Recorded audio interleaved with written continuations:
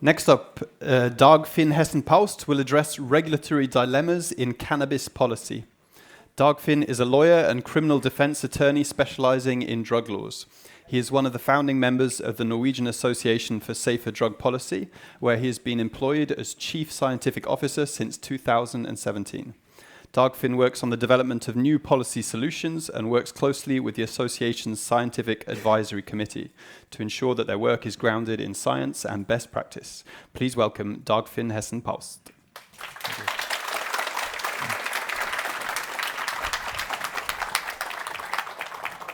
So I was asked today to talk about some of the regulatory dilemmas, as I've called them, or challenges that we face when discussing the regulation of cannabis as a recreational drug.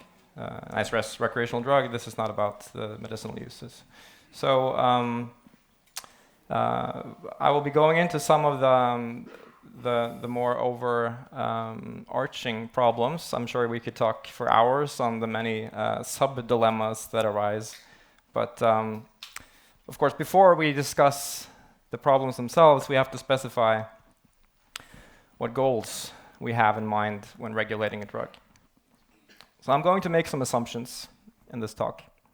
I'm going to assume that the policies that we set out to make have the goal of trying to minimize harms and costs. We may also want, of course, to maximize or at least facilitate pleasure, quality of life, etc. But in this Nordic tradition of public health thinking and health economics thinking, this tends to be the prevailing methodology.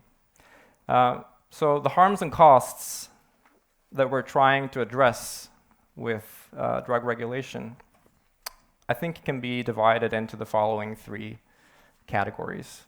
So for one, the harms and costs of drug consumption, in this case primarily cannabis consumption.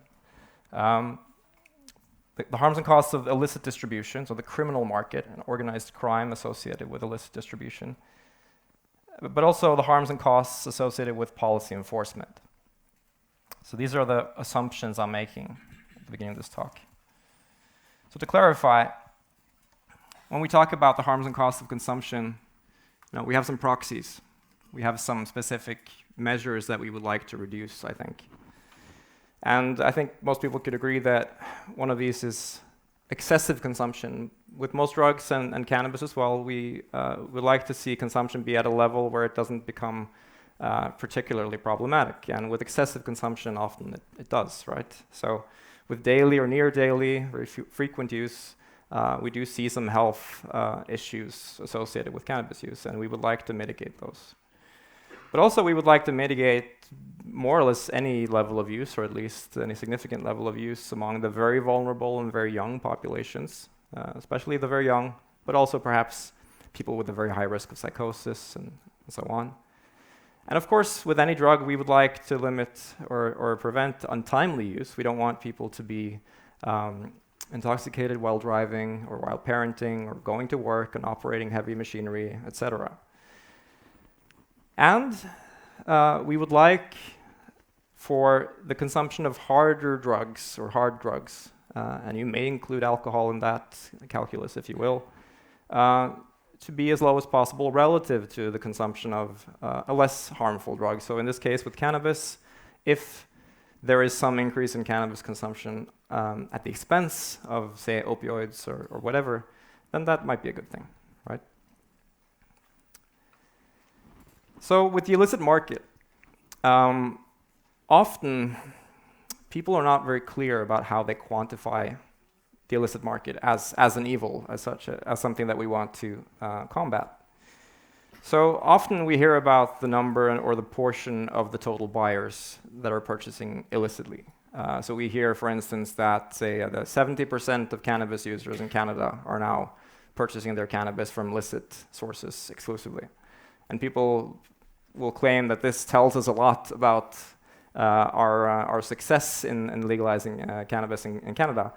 And I would beg to differ, because unless we know how much each of these consumers is consuming, we really have no idea what this tells us about success. Unless what we're concerned about is just the the effects of being in contact with an illicit market. Of course, there are some harms there as well.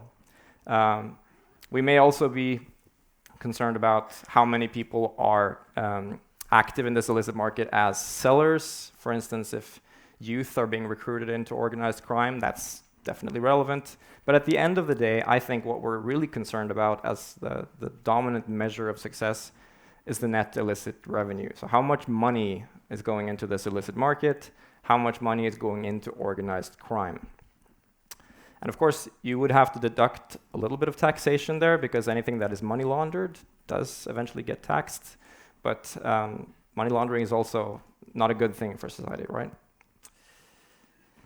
And then with policy enforcement, there are, of course, the direct expenditures. How much does it cost to just employ people to enforce the policy? That's a cost to society.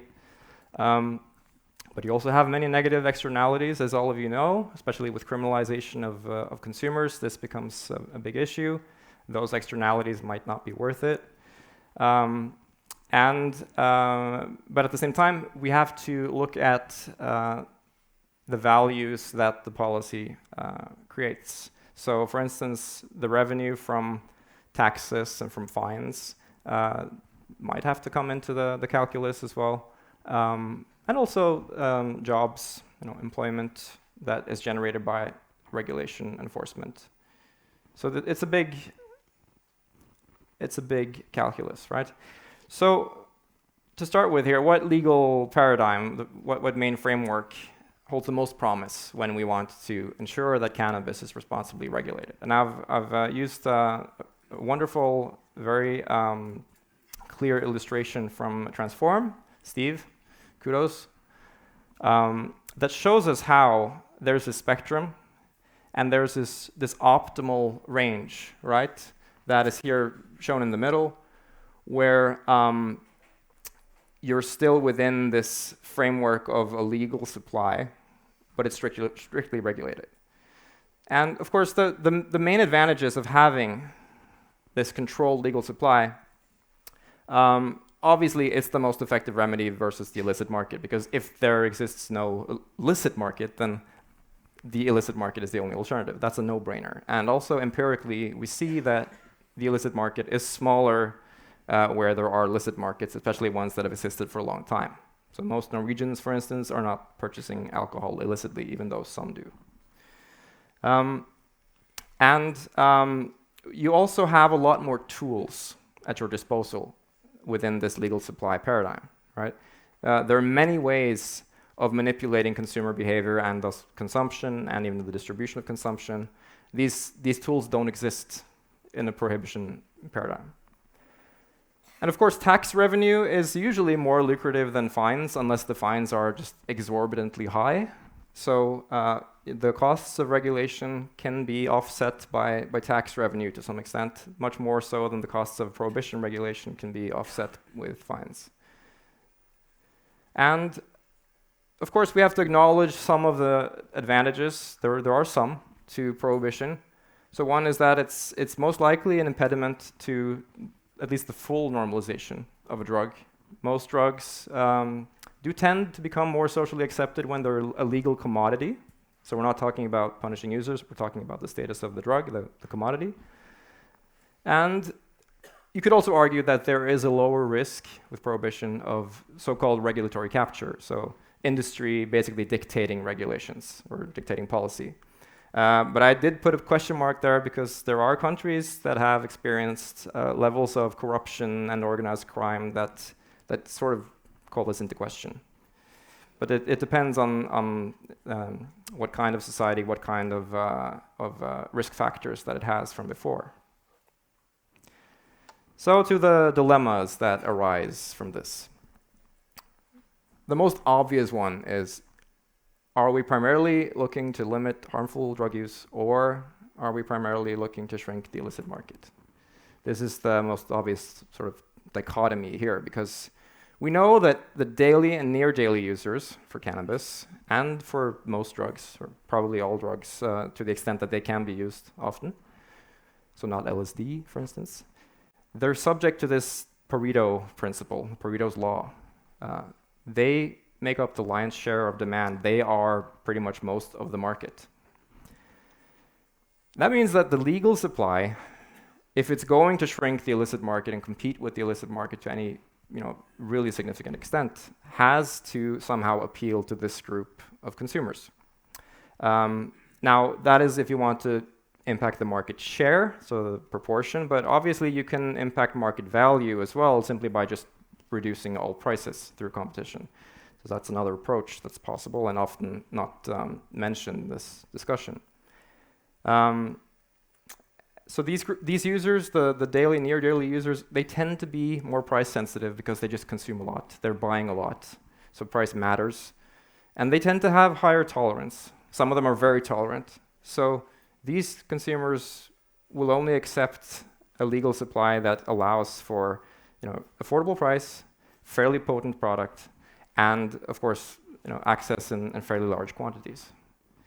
So this is a challenge, because we know that when accessibility and affordability increases, historically so does consumption, total consumption. And we also know that when this happens, the heavy use, so to speak, or the daily and near daily use, and also how much the daily and near daily users are consuming, tends to increase in concert and tends to increase as well. This is the so-called total consumption model that we've seen documented many times in alcohol, tobacco policy, even gambling policy. I mean, we also see it to some extent with cannabis. But what you can see here from this study from 2019 is that cannabis consumption in the United States has increased considerably over the past couple of decades.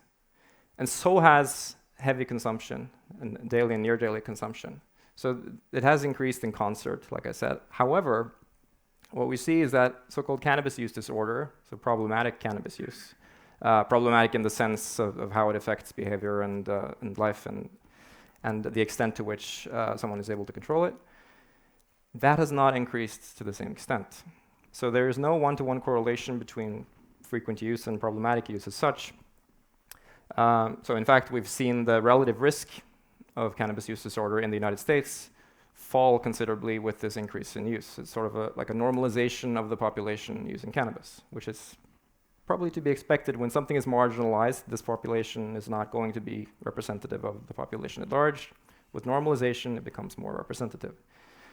So the number of risk factors may fall. But beware that this is not necessarily applicable to countries where the baseline prevalence is much lower to begin with. So in a country like Norway, for instance, we shouldn't be too confident that there would be no increase in cannabis use disorder, because we might not have reached the saturation point that the United States seems to have to some extent. And of course, lastly, there is this other epidemiological elephant in the room, the so-called prevention paradox.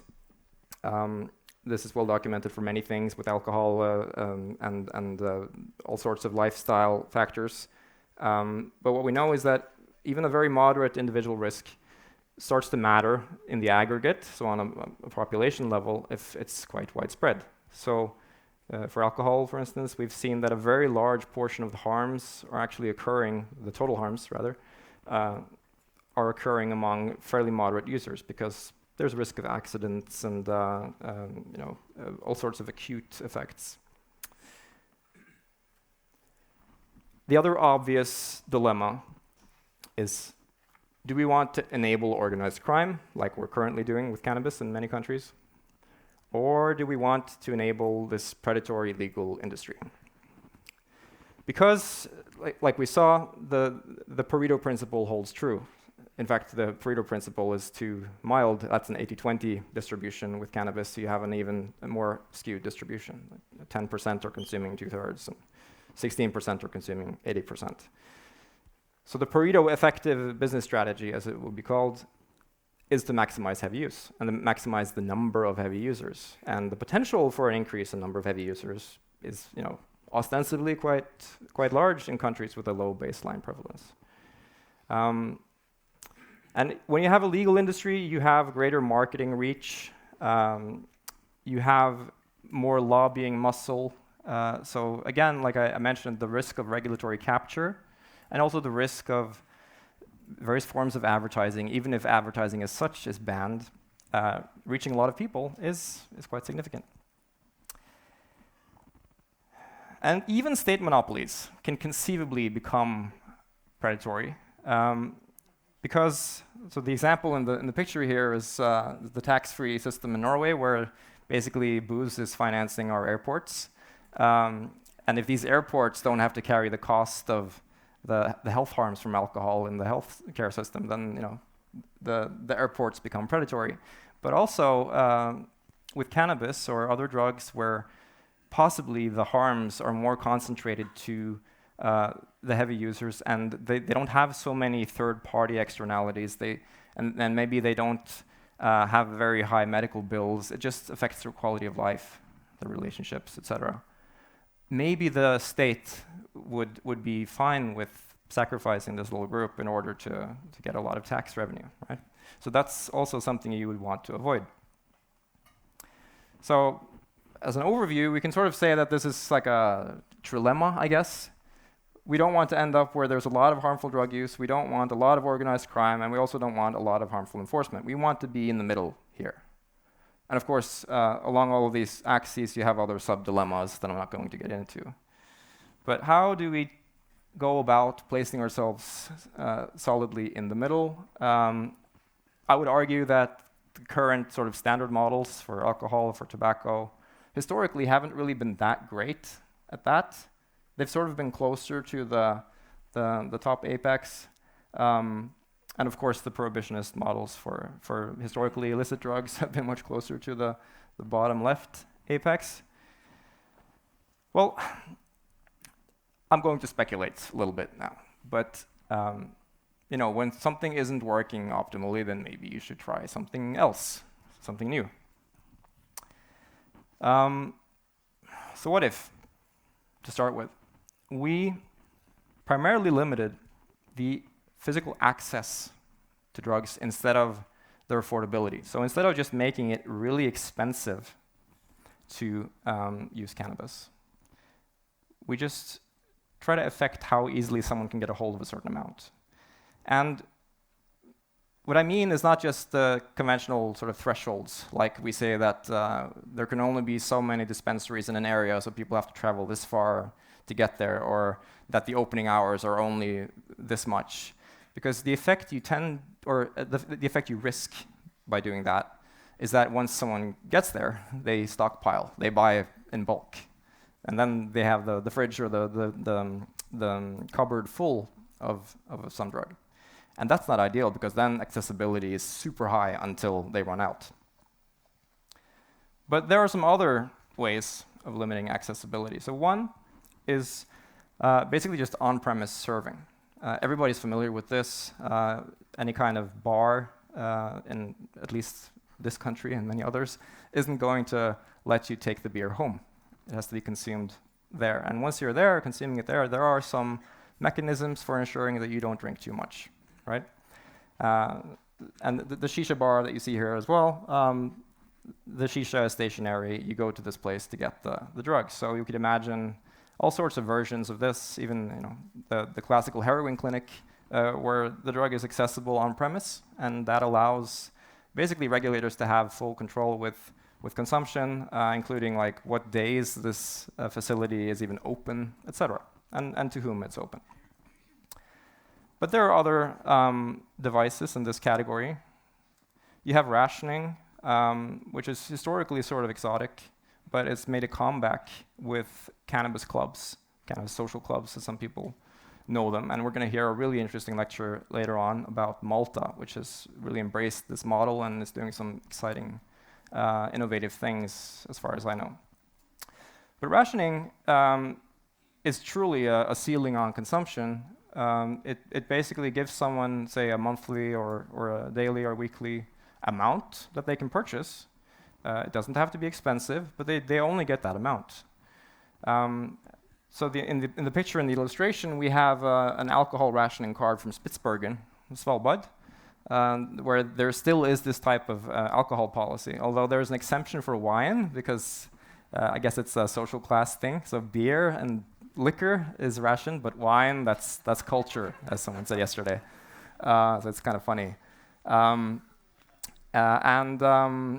There is some interesting research from Tor Nordström, a Swedish alcohol researcher, showing that when Sweden rationed all alcohol stronger than regular wine from, I believe it was 1917 to 1955 in various iterations, when they abolished this system, they saw a huge decline in cirrhosis mortality. It was basically the strongest indicator of alcoholism in society, the people dying from cirrhosis of the liver.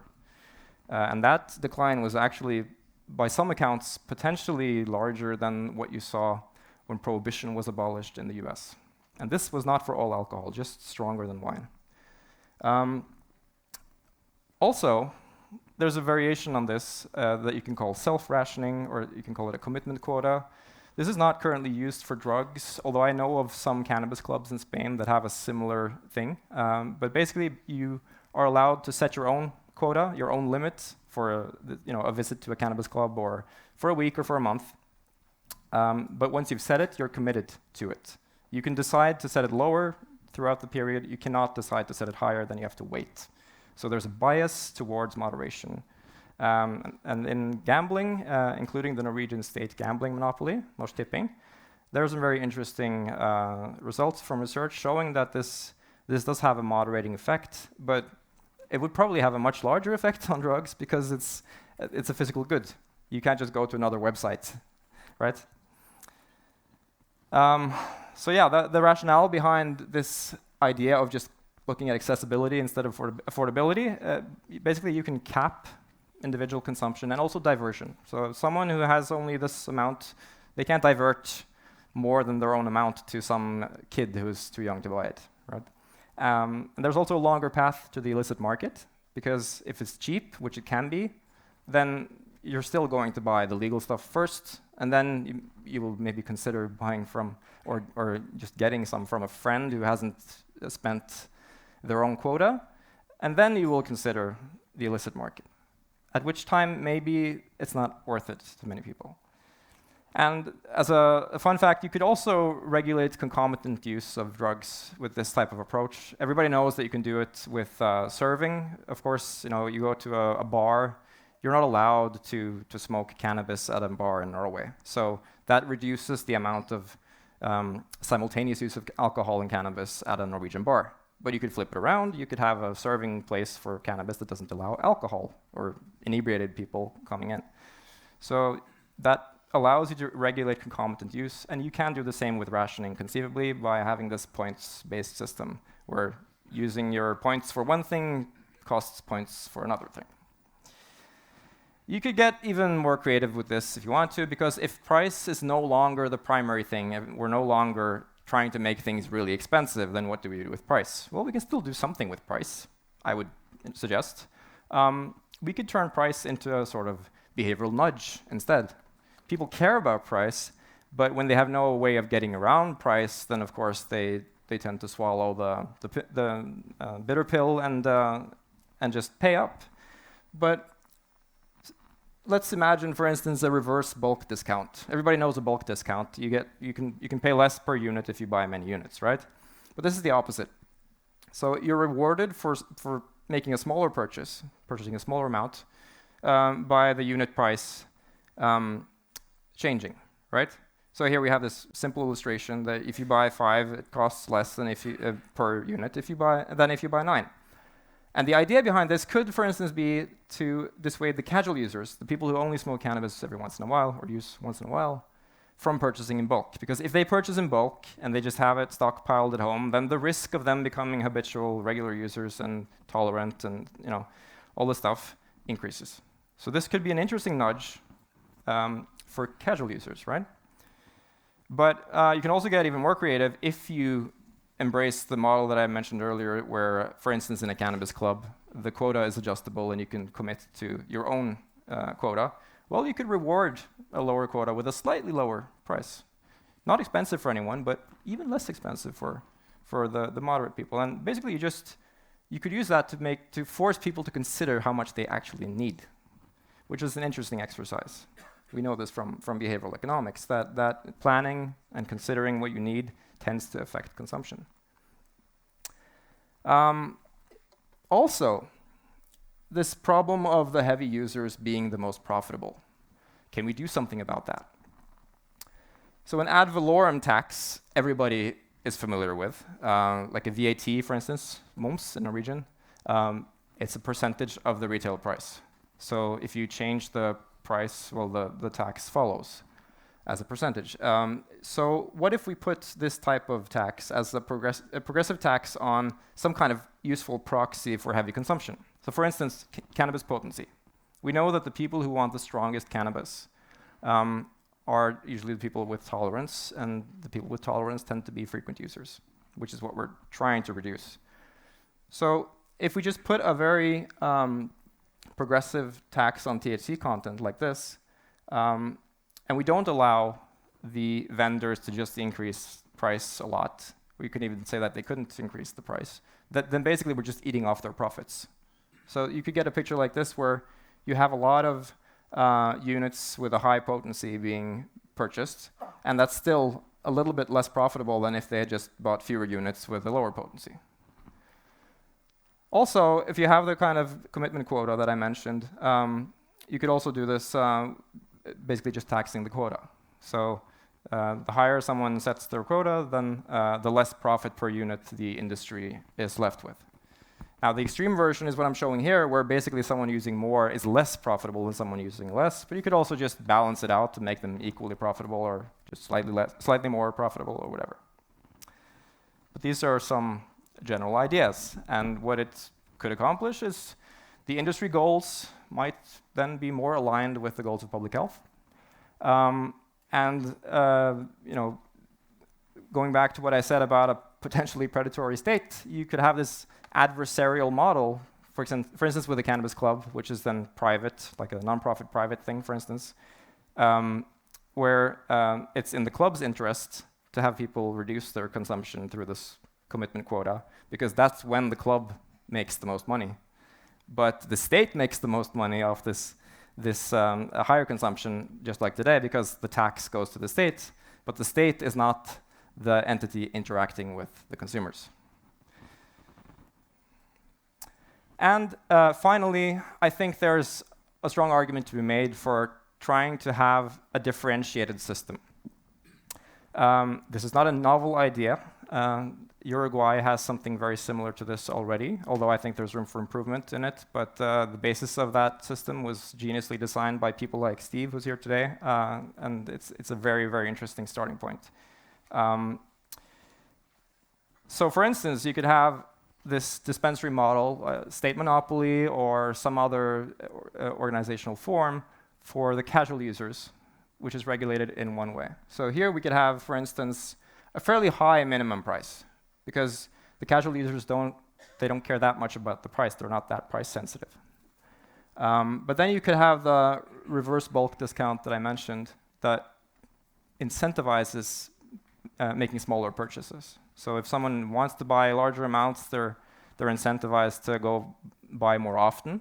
But as we know from literature, that tends to not happen that much. People forget to go buy it, and then you keep consumption moderate.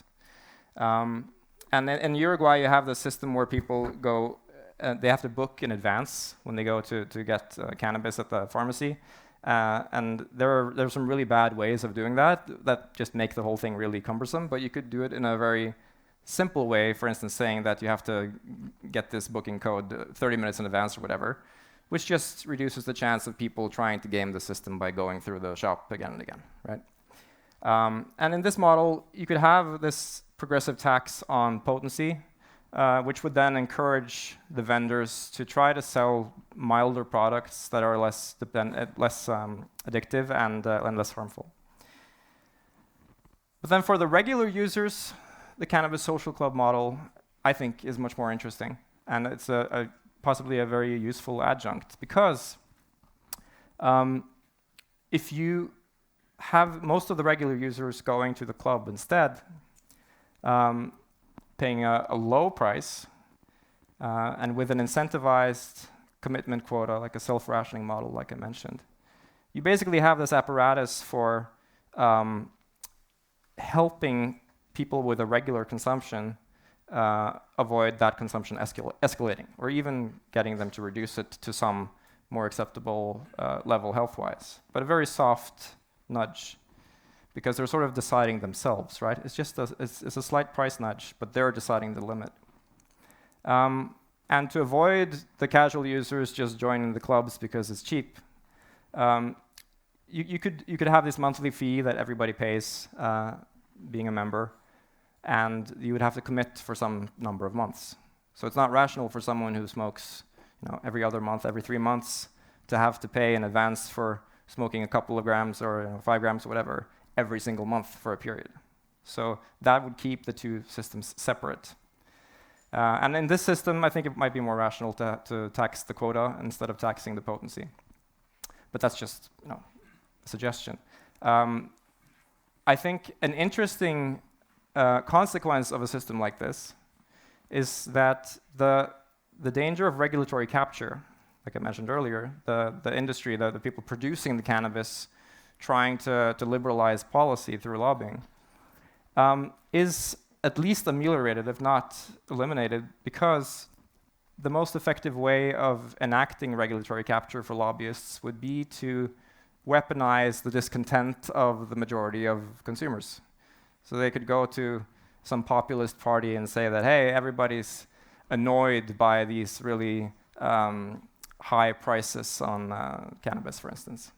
And then the politicians can go and say, well, we have to reduce prices for all of these unproblematic users who can manage their consumption. But if you have different models, then that does not give them any access to the heavy consumers, the regular users.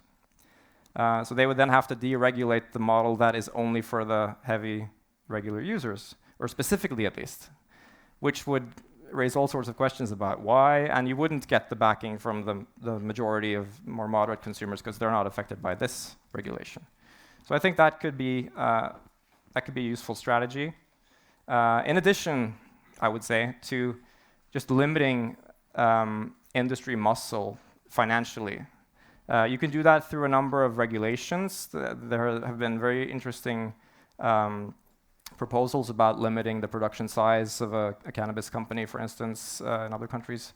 But I also think that keeping cannabis quite cheap is an interesting device as well, because cannabis is quite cheap to produce, and it can be quite cheap to purchase.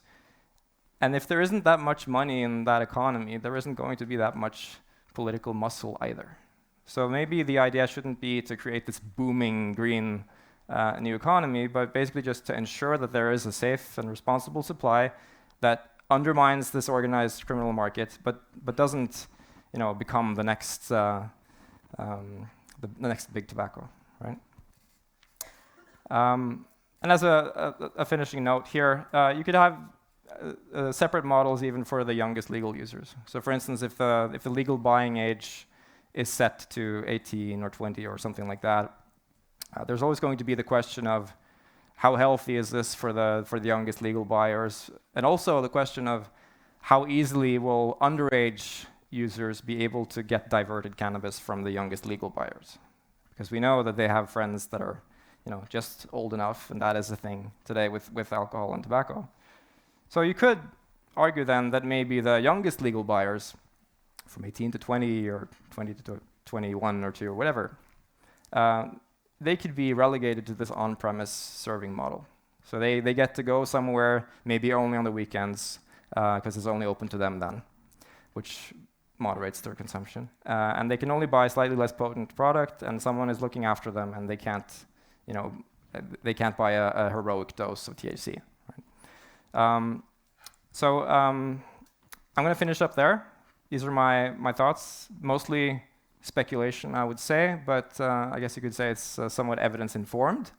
But I do hope that the interesting things happening around the world, both in countries like Uruguay already and now also in Malta and in Germany soon, are going to give us some interesting petri dishes for trying out fairly simple behavioral regulatory devices that that might have positive effects.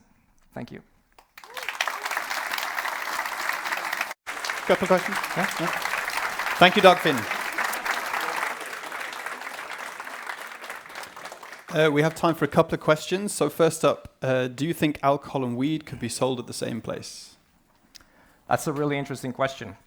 I'm not sure.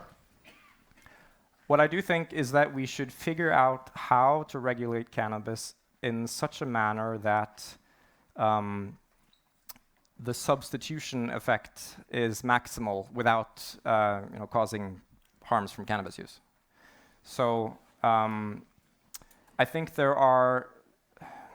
What's a little bit complicated here is that there are some arguments for cannabis moderating harmful effects of alcohol without a substitution effect in terms of consumption, like just from the actual medical effects and psychoactive effects. So for instance, there seems to be a protective effect on the liver among people who have high alcohol consumption and also high cannabis consumption. It might be a substitution effect, but it doesn't seem to be only that. And there might be behavioral effects too that are positive. So people who become aggressive when drinking, if they combine the two drugs, some of those people seem to become less aggressive. And in nightlife, that matters, right? So it could be a good thing to have cannabis, for instance, in nightlife alongside alcohol with some kind of framework that balances the consumption. Maybe ensuring people, if they consume cannabis, they do it earlier in the evening and not at the end of the evening after drinking a lot, that type of thing. But I'm less sure about having, for instance, cannabis alongside alcohol in stores or in the wine monopoly in Norway, for instance.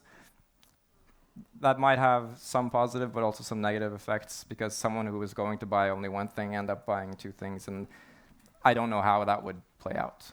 And I think we should exercise the precautionary principle with these things. We shouldn't just roll out all sorts of experiments. But I do think in nightlife it would be interesting to look at the sort of coexistence, peaceful coexistence.